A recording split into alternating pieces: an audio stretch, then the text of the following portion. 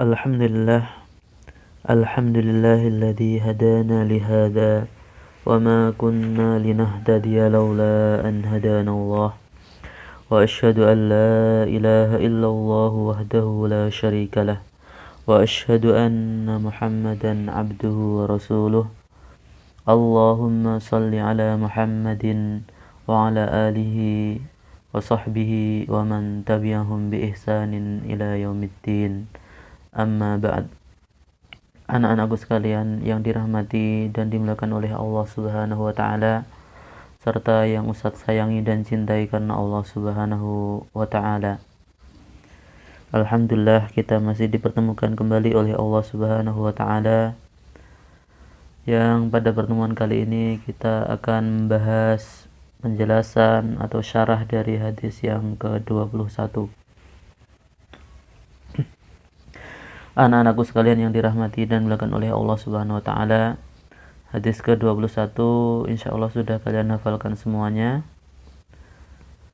Al-haditsul wahidu wal ishrun an Abi Amrin wa qila Abi Amrata Sufyan bin Abdullah radhiyallahu anhu qala qultu ya Rasulullah qul li fil islami qawlan la as'alu anhu ahadan ghairaka.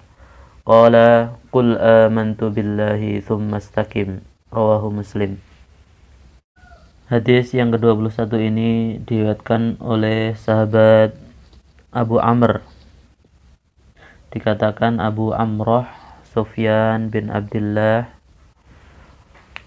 As-Saqafi. Jadi beliau ini adalah Abu Amr As-Saqafi, dinisbatkan kepada daerahnya, daerah Thaqif, dan dikatakan juga beliau dikatakan At-Taifi karena beliau termasuk orang yang berasal dari Taif. Dan khalifah yang kedua Umar bin Khattab radhiyallahu anhu memperkerjakan beliau untuk mengambil sedekah atau zakat dari orang-orang Taif. Dan dalam riwayatan hadis, Abu Amr atau Abu Amroh Sufyan bin Abdullah As-Saqafi ini, beliau memiliki 5 periwayatan hadis.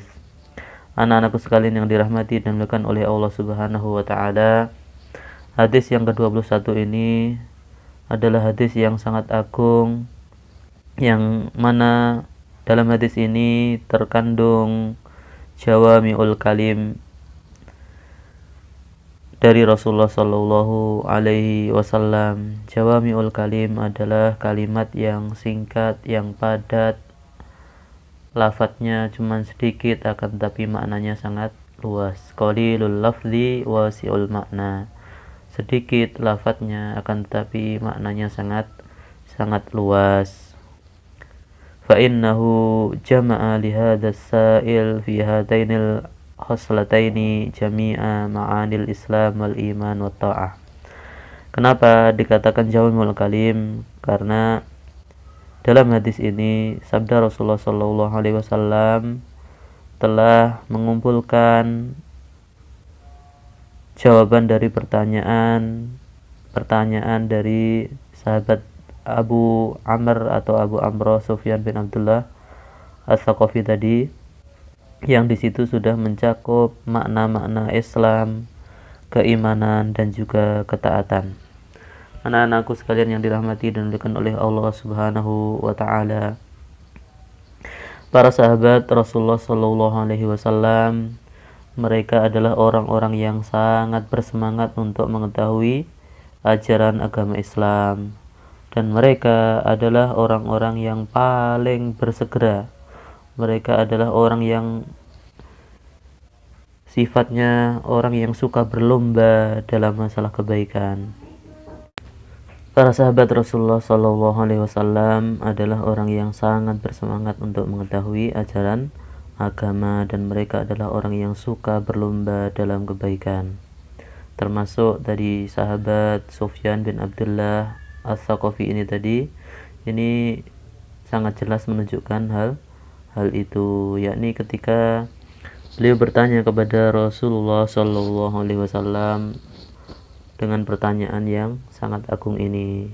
Qulli fil Islam, wahai Rasulullah, katakanlah kepadaku tentang agama Islam, qaulan la as'alu anhu ahadan ghairuka, sebuah ucapan, sebuah penjelasan yang aku tidak akan bertanya lagi kepada seorang pun selain engkau. Ini menunjukkan semangat sahabat, termasuk sahabat Sufyan bin Abdullah Ats-Tsaqafi, untuk mengetahui ajaran agama Islam dan juga untuk mengamalkan ajaran tersebut.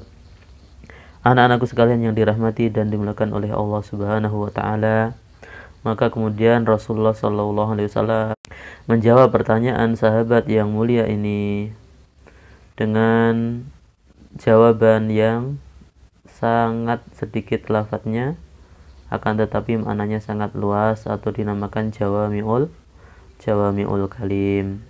Jawaban beliau cuma apa? Qul amantu billah tsumastaqim, katakanlah aku beriman kepada Allah, kemudian beristiqomahlah. Jawabannya sangat ringkas, akan tapi jawaban yang ringkas ini mengandung makna yang sangat luas. Maka makna penjelasan dari jawaban Rasulullah sallallahu alaihi wasallam, fa'amarahu ayyantiqa bilisanihi biimanihi billahi asyamil lil iman bihi subhanahu wa ta'ala.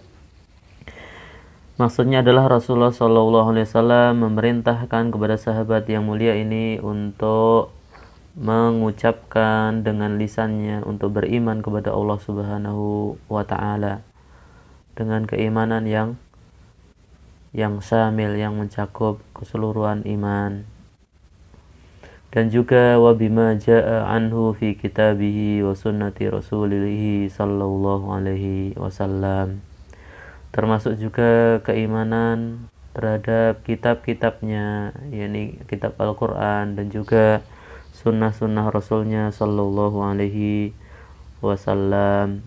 Fayadkhulu fi dzalika al-umur al-batinah wal umur adh-dhahirah.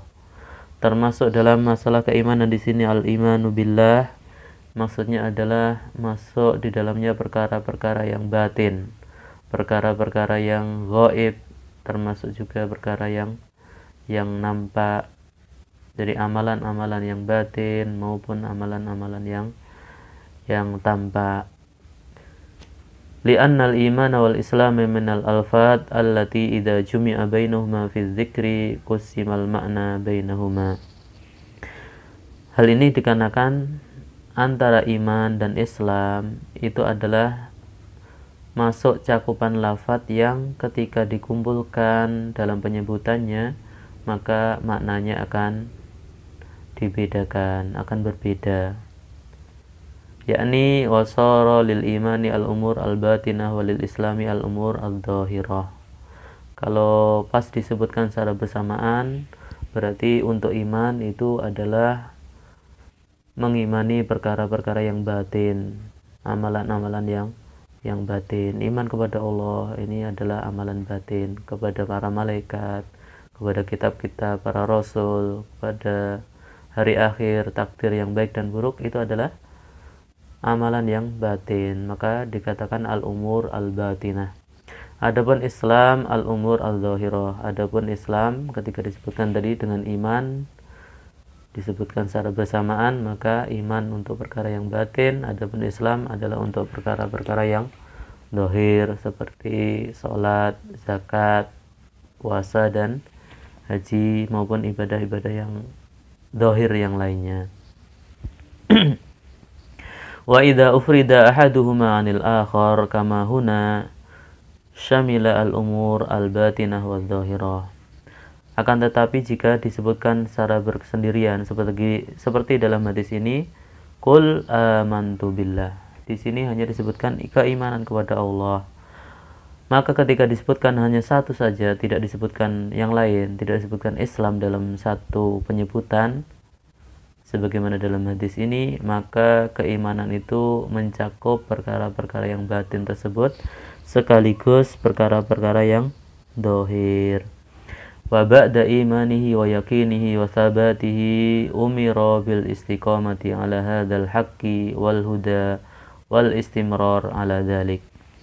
Maka setelah Rasulullah sallallahu alaihi wasallam memerintahkan dia untuk beriman, keyakinan yang sempurna, kemudian menetapi keimanan tersebut, maka Rasulullah sallallahu alaihi wasallam memerintahkan kepada sahabat yang mulia ini untuk istiqomah, tsummas takim, kemudian beristiqomahlah. Jadi beliau memerintahkan untuk beristiqomah, tetap melaksanakan ketaatan, tetap berada di atas jalan kebenaran, di atas petunjuk, dan continue atau senantiasa melaksanakan kebenaran dan petunjuk tersebut. Anak-anakku sekalian yang dirahmati dan dimuliakan oleh Allah Subhanahu wa taala, hal ini sebagaimana telah Allah firmankan dalam firman-Nya, ya ayyuhalladzina amanu taqullaha haqqa tuqatih wa la tamutunna illa wa antum muslimun. Wahai orang-orang yang beriman, bertakwalah kalian kepada Allah dengan sebenar-benarnya takwa, dan janganlah kalian mati kecuali kalian dalam kondisi muslim, berserah diri kepada Allah Subhanahu wa taala. Maksudnya dumu ala ta'atillahi wa ta'ati rasulih, yakni hendaknya kalian senantiasa berada di atas ketaatan kepada Allah dan juga ketaatan kepada Rasulnya Nabi Muhammad sallallahu alaihi wasallam, hatta idza wafakumul ajal yuwafikum wa antum ala halin hasanah, sehingga seandainya kalian ditemui oleh ajal atau kematian, jadi ajal itu menjemput kalian, maka kalian dalam kondisi yang baik, dalam kondisi husnul khotimah. Kalian senantiasa berada di atas ketaatan, kalian senantiasa berada di atas kebaikan. Maka orang yang seperti ini disebut orang yang istiqomah, dan istiqomah itu sampai bertemunya ajal. Allah Subhanahu wa taala telah menjelaskan dalam kitabnya, dalam Al-Quran, pahala bagi orang yang beriman dan juga istiqomah.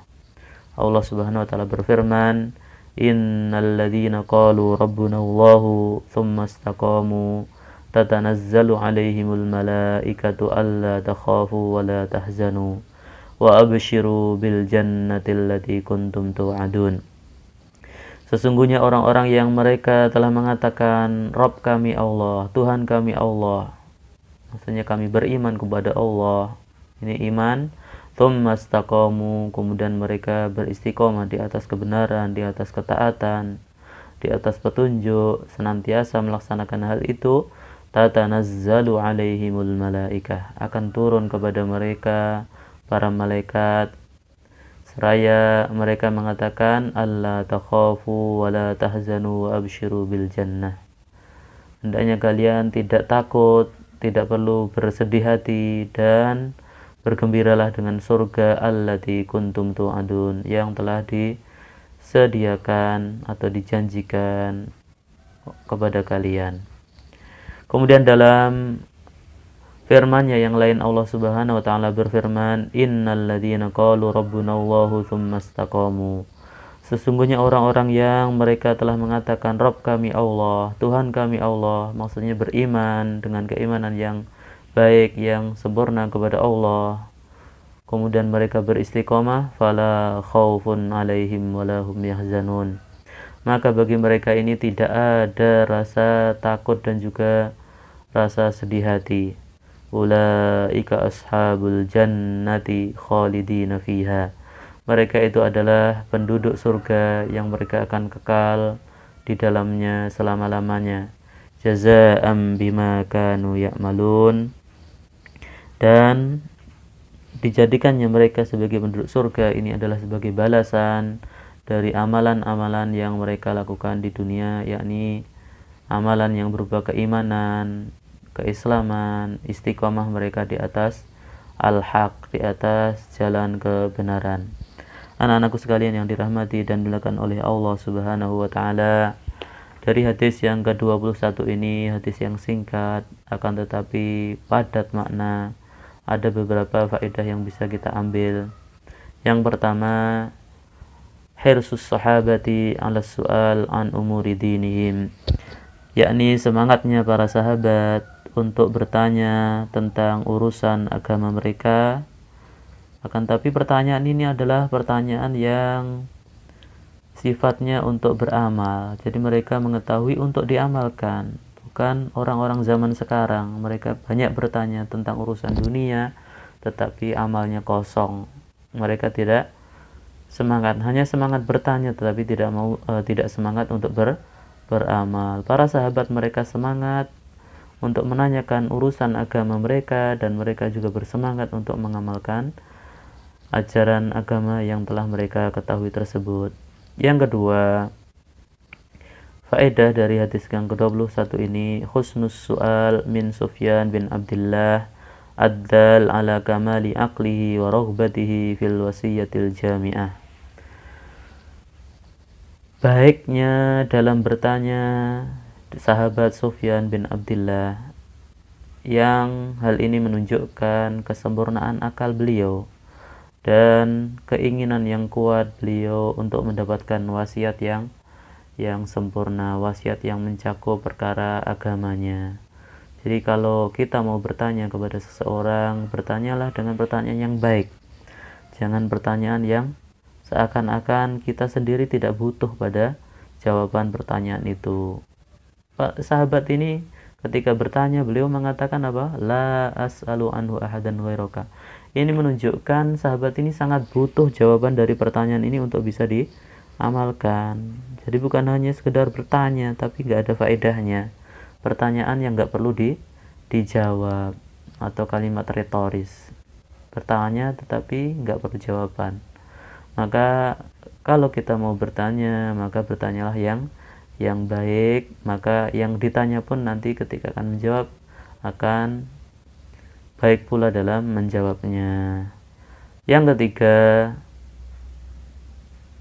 faedah yang ketiga dari hadis ke-21 ini, al-imanu billah wa bima ja'a fi kitabihi wa sunnati rasulihi sallallahu alaihi wasallam. Wajibnya kita beriman kepada Allah Subhanahu wa taala, mengimani apa saja yang terkandung dalam kitabullah, dalam Al-Quran, dan juga dalam sunnah-sunnah Rasulullah Sallallahu Alaihi Wasallam, termasuk juga seluruh perkara-perkara yang gaib maupun perkara-perkara yang nampak. Maka semua yang telah disebutkan dari rukun Islam atau rukun iman disebutkan dalam ajaran agama Islam, maka wajib kita imani. Dan yang terakhir, anak-anakku sekalian, mulazamatul istiqamati alal haqqi wal huda hatta bulughil ajal. Hendaknya seseorang senantiasa istiqomah. Mulazamatul istiqomah. Hendaknya seseorang senantiasa berusaha untuk tetap istiqomah di atas kebenaran, di atas petunjuk, sampai datang ajal menjemput kita semuanya. Dan yang namanya istiqomah ini, sebagaimana dikatakan para ulama, al-istiqomah a'zamul karamah. Istiqomah itu adalah seagung-agung karomah, seagung-agung kemuliaan yang diberikan oleh Allah kepada seorang hamba. Maka selayaknya bagi kita semuanya untuk menjaga keistiqomahan kita di atas kebenaran, di atas petunjuk, di atas ajaran Allah Subhanahu wa taala dan Rasulnya Nabi Muhammad sallallahu alaihi wasallam sampai datang ajal menjemput kita. Anak-anak sekalian yang dirahmati dan dimuliakan oleh Allah Subhanahu wa taala, mungkin ini saja yang bisa Ustadz sampaikan mengenai penjelasan hadis yang ke-21 kali ini. Mudah-mudahan ini bermanfaat bagi kita semuanya, dan mudah-mudahan kita bisa beriman dengan keimanan yang sempurna, kemudian kita beristiqomah di atas al-haq, di atas kebenaran, dan di atas petunjuk Allah dan Rasulnya sampai ajal menjemput kita. Kita tutup dengan doa kafaratul majlis. Subhanakallahumma wa bihamdika asyhadu an la ilaha illa anta astaghfiruka wa atubu ilaik.